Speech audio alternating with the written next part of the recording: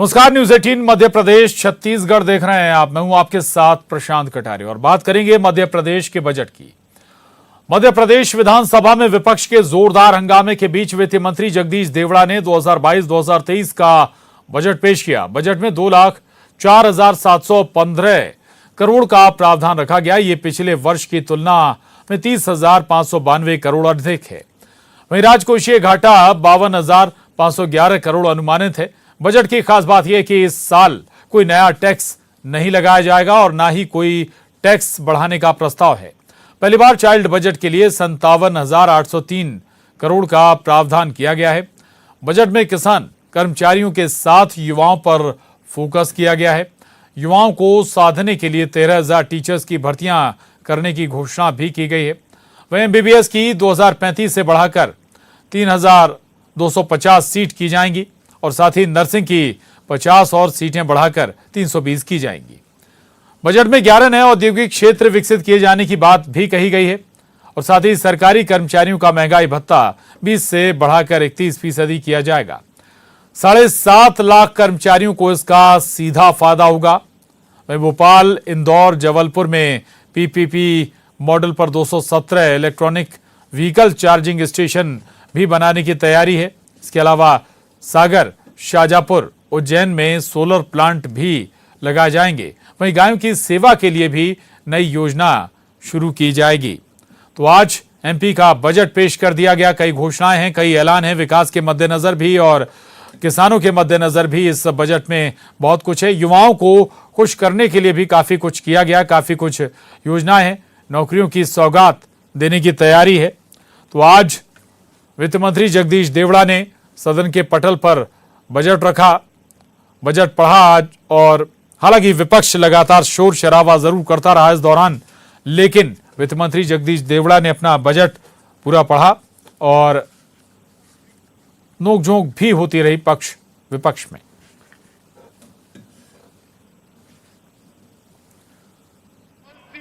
इस बजट में कोई नवीन कर अधिरोपित करने अथवा किसी भी कर की दर बढ़ाने का प्रस्ताव नहीं है। महंगाई भत्ते की वर्तमान दर 20% से बढ़ाकर 31% किया जा रहा है। सरकार इस बार पटल से चाइल्ड बजट प्रस्तुत कर रही है, जिससे 18 वर्ष से कम आयु के बालक बालिकाओं के लिए योजनाएं एवं प्रावधान एक दृष्टि में ज्ञात हो सकेंगे। साथ ही बालक बालिकाओं पर केंद्रित योजनाओं को और अधिक सार्थक तथा कारगर बनाए जाने में सरकार को सुविधा होगी। वर्तमान में उपलब्ध 2,035 MBBS सीट को बढ़ाकर 3,250, MSc नर्सिंग के 50 सीट बढ़ाकर 320 तथा BSc नर्सिंग में 390 सीट बढ़ाकर 810 सीट की जाएगी। मुख्यमंत्री तीर्थ दर्शन योजना प्रारंभ की गई है, जो काफी लोकप्रिय सिद्ध हुई। इस योजना की अन्य प्रदेशों में एवं राष्ट्रीय स्तर पर सराहना हुई। हमने निर्णय लिया है कि इस योजना को आगामी वित्तीय वर्ष में पुनः क्रियान्वित किया जाए। ये जनता का, जनता के लिए, जनता के द्वारा बजट है। जनता के सुझाव को इसमें सम्मिलित किया गया है।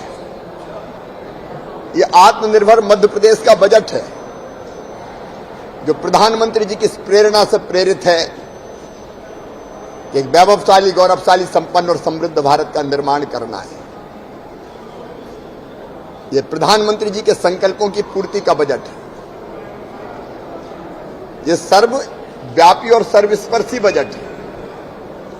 सर्वव्यापी मतलब प्रदेश के हर एक अंचल का ध्यान रखा गया है और सर्वव्यापी यानी समाज के हर वर्ग के कल्याण के लिए पर्याप्त धनराशि आवंटित की गई है।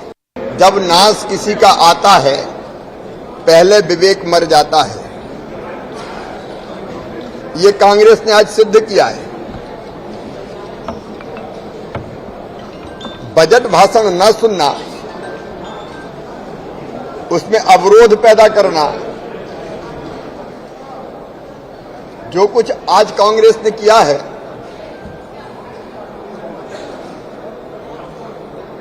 वो कांग्रेस का बौद्धिक दिवालियापन है।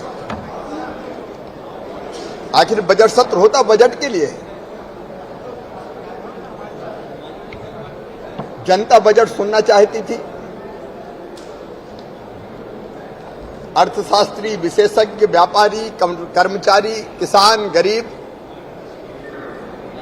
हर एक की रुचि रहती है कि बजट में क्या आ रहा है वो सुने, देखे। कांग्रेस ने उसी में व्यवधान पैदा किया। मध्य प्रदेश के संसदीय इतिहास में कभी यह नहीं हुआ। ये कुंठा, हताशा और पराजित मानसिकता का प्रतीक है। तो प्रतिक्रियाएं आप सुन रहे थे, आपने सीएम शिवराज को भी सुना और इससे पहले और भी प्रतिक्रियाएं आज के इस बजट पर आई हैं। हमारे साथ दो खास मेहमान जुड़ रहे हैं। अनिल खरे जी हैं, सीए हैं, और Deepak Bhandari ji, president global forum for industries day. Anil Khare ji, आपने भी पूरा बजट जरूर सुना होगा। हम सभी सुनने की इस बजट को कोशिश कर रहे थे। शुरुआत में जरूर व्यवधान सामने आए, बहुत अच्छे से नहीं सुन पाए इस बजट को, लेकिन बाद में बहुत हद तक चीजें साफ हुई कि क्या है इस बजट में। पहली नजर से, हालांकि तमाम दावे हैं सरकार के, अपने अपने दावे हैं कि किन किन क्षेत्रों में उसने क्या किया है, आम जनता के लिए भी है, इंडस्ट्री के लिए भी है। पहली नजर में आप इस बजट को कैसे देखेंगे, आकलन करेंगे?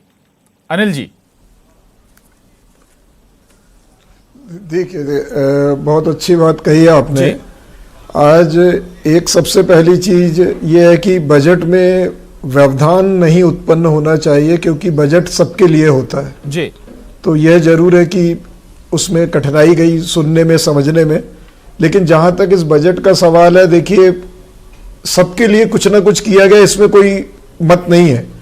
बट जो इशू, जो प्रॉब्लम आ रहा है, वो आ रहा है राजकोषीय घाटे और फंड की व्यवस्था को लेके। अब आप देखिएगा जी कि सरकार ने 2,47,000 करोड़ रुपए के खर्चों का प्रावधान किया है, लेकिन उसकी आय जो है, आय का प्रावधान किया है 1,95,000 करोड़ का, और उस 1,95,000 करोड़ में 44,000 करोड़ रुपए जो है वो केंद्र सरकार द्वारा जो इनको राशि मिलती है क्षतिपूर्ति की, उसका प्रावधान है। जबकि जीएसटी के तहत जून 2022 में क्षतिपूर्ति राशि का जो पीरियड है वो खत्म हो रहा है। तो ऐसे में वो जो 44,000 करोड़ रुपए की व्यवस्था भी और कैसे होगी, वो कहीं ना कहीं संशय उत्पन्न करता है। तो इस बजट में जो सबसे मुख्य पॉइंट जो आता है वो यही आता है कि सरकार जो है वित्त की व्यवस्था कैसे करेगी और कैसे इन योजनाओं का लाभ आम जनता तक मिल पाएगा, ये जरूर संशय पैदा करता है इस बजट में। बिल्कुल अनिल जी, एक और राजकोषीय घाटा, थोड़ा सा आम शब्दों में, सरल शब्दों में अगर दर्शकों को समझाया जा सके, 55,000 करोड़ का ये राजकोषीय घाटा ये है क्या? आम दर्शक जरूर इसको समझना चाहता है। अनिल जी। जी, बिल्कुल ठीक बात है। जैसे हम कहते हैं कि आमदनी 1 रुपए और खर्चा 1.5 रुपए, तो वो जो 50 पैसे का अधिक जो खर्चा लग रहा है, उसकी व्यवस्था सरकार को ऋण लेके करनी पड़ती है, लोन लेके करनी पड़ती है। आज ये जो 55,000 करोड़ रुपए का ये जो बजट घाटा है, ये एक्चुअल में ऋण द्वारा सरकार लोन लेके पूरा करेगी। और आज हम 2.5 लाख करोड़ के लोन में वैसे ही दबे हैं, 50,000 करोड़ का ऋण और लेना पड़ेगा।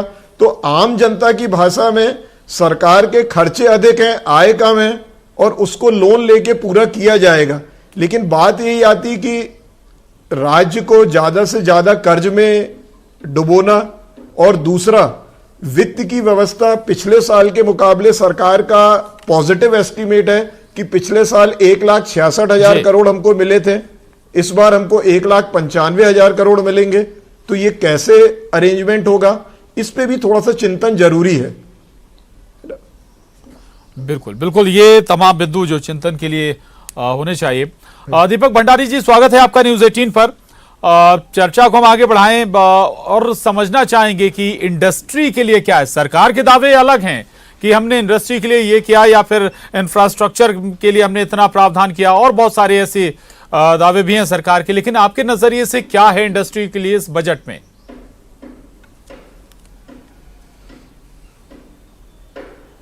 देखिए, बजट आज हमने देखा सुबह, और मुझे लगता है कि बजट काफी अच्छा बनाया गया है, क्योंकि उसमें मुख्य रूप से रोजगार पे जोर दिया गया है। यदि रोजगार बढ़ेंगे, क्योंकि ये कोरोना के बाद का फेज है, और बेरोजगारी कोरोना की वजह से बहुत बढ़ी है। तो ये जो फेज है इसमें अगर रोजगार बढ़ते हैं, 11 से ज्यादा इंडस्ट्रियल टाउनशिप का या क्लस्टर का उन्होंने जो बताया है। इसके अलावा भोपाल में 2 नई इंडस्ट्रियल टाउनशिप आ रही है, इंदौर के पास मोहना में नई इंडस्ट्रियल टाउनशिप आ रही है, देपालपुर में। तो एक बहुत अच्छा एक पॉजिटिव है। हमने भी global forum for industrial development की ओर से एक प्रपोजल दिया है जो हाथोद में इंडस्ट्रियल टाउनशिप का है। वो सब रोजगार से संबंधित ही है कि ज्यादा से ज्यादा लोग अपनी इंडस्ट्री लगाएं, ज्यादा से ज्यादा लोग उद्योगों में आए, कारोबार बढ़ाएं। मध्य प्रदेश का इंदौर एक ऐसा औद्योगिक शहर है जो कि अपने आप में अनोखा है। यहाँ पर हर चीज की सुविधा है, इंफ्रास्ट्रक्चर यहाँ पर तैयार है। आईआईटी और आईआईएम होने की वजह से बाहर के भी बच्चे यहाँ आते हैं, तो वर्ल्ड लेवल का स्किल यहाँ पर है। और इंटरनेशनल एयरपोर्ट आने के बाद से यहाँ पे काफी सारे लोग इंदौर आने के लिए लालायित है। तो इस तारतम्य में यदि ये इंडस्ट्रियल टाउनशिप की घोषणा एक स्वागत योग्य है। इसके अलावा उन्होंने बोला कि स्किल डेवलपमेंट में बच्चों को आगे और सिखाएंगे, हम प्राइवेट स्कूल जैसी फैसिलिटी गवर्नमेंट स्कूल में देंगे, ये भी एक बहुत अच्छा है। हमारा एक छोटा सा ये था कि जीएसटी को लेके जो विसंगतियां थी उसमें सबसे बड़ी बात ये थी कि वर्किंग कैपिटल कम हो जाती है। हर महीने हम जीएसटी भरते हैं लेकिन हमारा जो पेमेंट है वो 3 महीने में, 4 महीने में, 5 महीने में आता है। कई बार बेड डेब्ट भी हो जाता है, तो वो भी हम जीएसटी भर चुके होते हैं। तो हमने पहले भी देवड़ा जी से मुलाकात की थी, आदरणीय, तो उन्होंने कहा था कि हम ये विचार आपका केंद्र सरकार में देंगे। और इसके अलावा राज्य सरकार से हमारी यह गुहार थी, मुख्यमंत्री जी से बोला था कि ट्रांसपोर्टेशन में पेट्रोल और डीजल सबसे अहम भूमिका होती है, और अगर उस पे से अगर राज्य सरकार वेट को कम कर, टैक्स को कम कर दे, जीएसटी को, तो उससे महंगाई भी नियंत्रित होगी और प्रोडक्शन कास्ट भी घटेगी। क्योंकि अभी यूक्रेन युद्ध की वजह से भी इंटरनेशनल फ्रेट और कार्टेज चार्जेस काफी हाई हैं। कई जगह से प्रोडक्शन हुआ है लेकिन स्टॉक पड़ा हुआ है। शिपिंग कंपनियां भी अभी सब जगह फंसी हुई है, जो उनके जो पोर्ट है वहां पे अभी काम नहीं हो रहा है। तो ये सब चीजें हैं। इसके अलावा 4000 किलोमीटर नई सड़क का उन्होंने बोला है, तो ये स्वागत योग्य है क्योंकि प्रधानमंत्री अटल बिहारी वाजपेयी ने जो गोल्डन कोऑर्डिनेटर बनाया था उसमें इंदौर उसकी मुख्य पृष्ठभूमि में स्थित है। और उसके साथ अभी जो नई सड़कें मध्य प्रदेश में बहुत अच्छी है। हम लोग पहले टूर करते थे और आज जो ट्रेवल करते हैं उसमें जमीन आसमान का फर्क है। और अगर 4000 किलोमीटर नई सड़कें बनेगी तो उससे जो दूर दराज के क्षेत्र हैं, क्योंकि मध्य प्रदेश की एक छवि मध्य प्रदेश की बनी हुई है इंडिया में ही, विदेशों की बात तो आप छोड़ दीजिए। तो जो ये दूर दराज के क्षेत्र हैं जहां पे ग्रामीण और रूरल और ट्राइबल पॉपुलेशन है, उनको भी अगर मुख्य धारा से जोड़ा जाएगा। कल भी कुछ अखबार वाले आए थे, मैंने उनको यही कहा कि गांव की अर्थव्यवस्था पर ज्यादा ध्यान दिया जाए, क्योंकि गांव के बच्चे अगर वहीं पढ़ें और शहरों की तरफ न भागे तो वो ज्यादा रेवेन्यू जनरेट कर सकते हैं, ज्यादा प्रोडक्शन कर सकते हैं। बिल्कुल, आपके नजरिए से भी बहुत पर्याप्त गुंजाइश है ग्रामीण क्षेत्रों से अर्थव्यवस्था को अगर बूस्टअप दिया जाना है। अनिल जी के पास आता हूं। अनिल जी, जिक्र कर रहे थे दीपक जी 11 नए औद्योगिक क्षेत्र जो विकसित किए जाएंगे, 2 टाउनशिप भी भोपाल में बनने वाली हैं, बड़ी संख्या में सड़कें भी बनने वाली, करीब 40,000 किलोमीटर की जो दावे किए जा रहे हैं। जाहिर है कि इन सब चीजों का असर इकोनॉमी पर पड़ता है और मल्टीपल ग्रोथ होती है। अगर एक कोई टाउनशिप बन रही है तो केवल वहां लगे उद्योग नहीं बल्कि और तमाम दूसरे तरह के रोजगार भी सृजित होते हैं। अनिल जी, मानते हैं आप? बिल्कुल बिल्कुल बिल्कुल बिल्कुल बिल्कुल बिल्कुल देखिए, इसमें आज भी आप देखिएगा, हम तो इस बात को मांग कर रहे थे कि आज रियल एस्टेट सेक्टर जो है उसमें इतना पोटेंशियल है, और रियल एस्टेट सेक्टर से 40 सेक्टर और जुड़े होते हैं जो रोजगार को पैदा करते हैं। लेकिन हमारी सरकार से ये मांग थी कि भाई आज जो स्टाम्प ड्यूटी है वो मध्य प्रदेश में दूसरे राज्यों के मुकाबले सबसे ज्यादा है, तो उसको तर्क संगत करते हुए यदि उसमें कुछ रिडक्शन करते तो व्यापार और बढ़ता, रियल एस्टेट सेक्टर और बढ़ता। इसी तरह से जैसे घोषणाएं इंडस्ट्रियल सेक्टर की हुई स्वागत योग्य हैं, लेकिन अब आप देखिए कि जो क्लस्टर्स एक आशंका होती है राजस्व घटने की। अब एक एग्जांपल दे रहा हूं जी। बिल्कुल, देखिए अब राजस्व को बढ़ाने के लिए डेफिनेटली हमको व्यापार बढ़ाना होगा, क्योंकि आज जीएसटी आने के बाद प्रदेश सरकार के हाथ में सिर्फ 4 स्रोत बचे हैं। पहला है लिकर, दूसरा है रियल एस्टेट, तीसरा है पेट्रोल डीजल और चौथा है बिजली। अब आप देखिए कि बिजली और पेट्रोल डीजल पे सरकार के लिए हाथ लगाना संभव नहीं है। अब 2 चीजें बचती है, रियल एस्टेट और लिकर।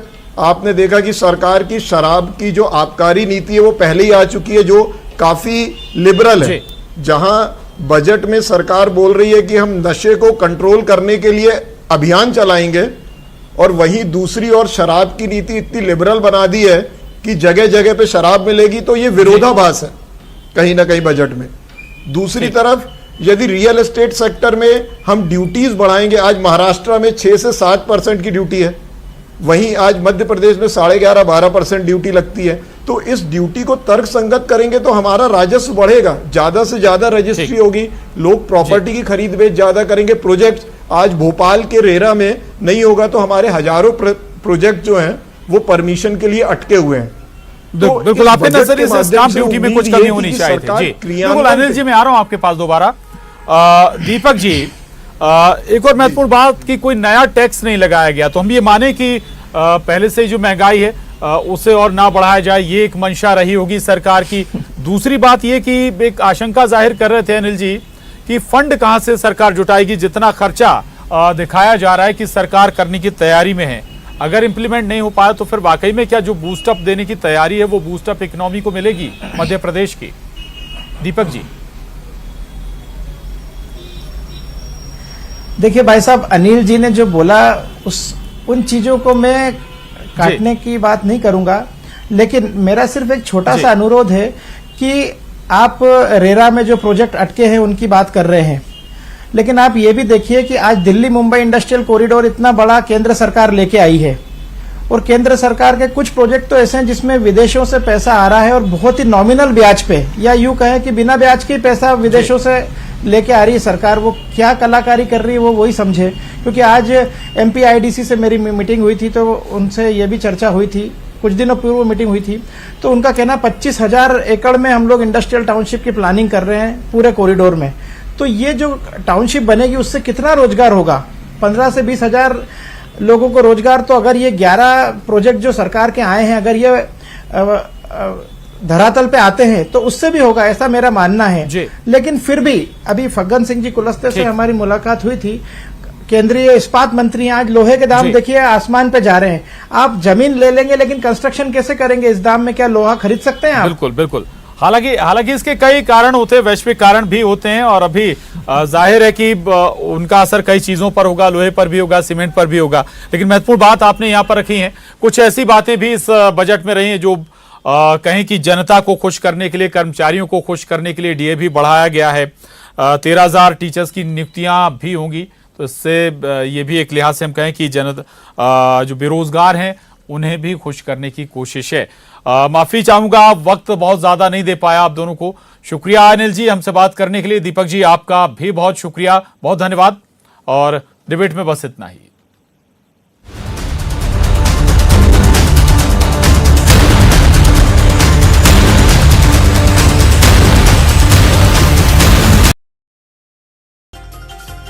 राज्य पुलिस सेवा के 4 अफसरों